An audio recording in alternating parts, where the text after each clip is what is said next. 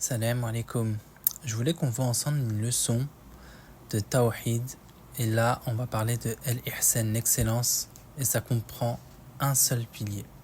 Sache que lorsque Jibril, l'ange Gabriel, a questionné le prophète alayhi salatu wassalam au sujet de Al-Ihsan, l'excellence, il lui a répondu: Al-Ihsan consiste à adorer Allah comme si tu le voyais, car si tu ne le vois pas, lui te voit. Cheikh Mohammed Ibn Salih Ibn Uthaymin, qu'Allah lui fasse miséricorde, dit comme dans son recueil de Fatwa: Al-Ihsan est le contraire de la malfaisance. Al-Ihsan consiste à ce que la personne déploie ses efforts dans le bien et se préserve de commettre le mal.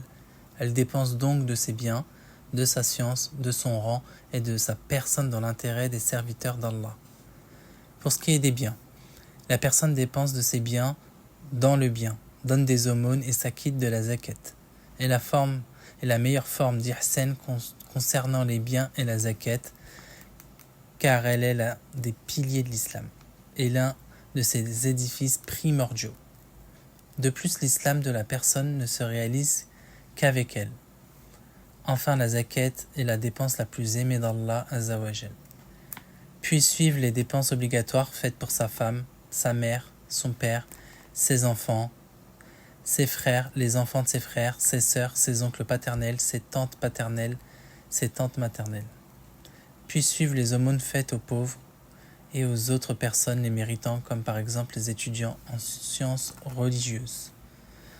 Quant à son rang, les personnes ont en effet des rangs différents, comme ceux qui ont une position notable auprès de celui qui a de l'autorité. Si quelqu'un s'adresse à eux en leur demandant d'intercéder en sa faveur auprès de cette personne influente, alors ceux-ci l'aident soit en repoussant de lui un mal, soit en lui étant d'une quelconque utilité.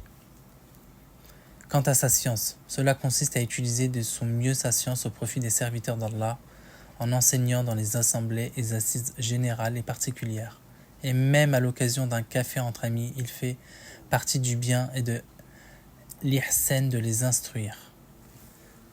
Par contre, sur ce point, il convient d'utiliser la sagesse. Il ne faut pas être pesant en sermonnant les gens à chaque fois que l'on s'entretient avec eux quelque part, car le prophète sallallahu alayhi wa sallam n'abusait pas des rappels. Il les faisait en choisissant le moment adéquat, car les âmes se fatiguent et se lassent.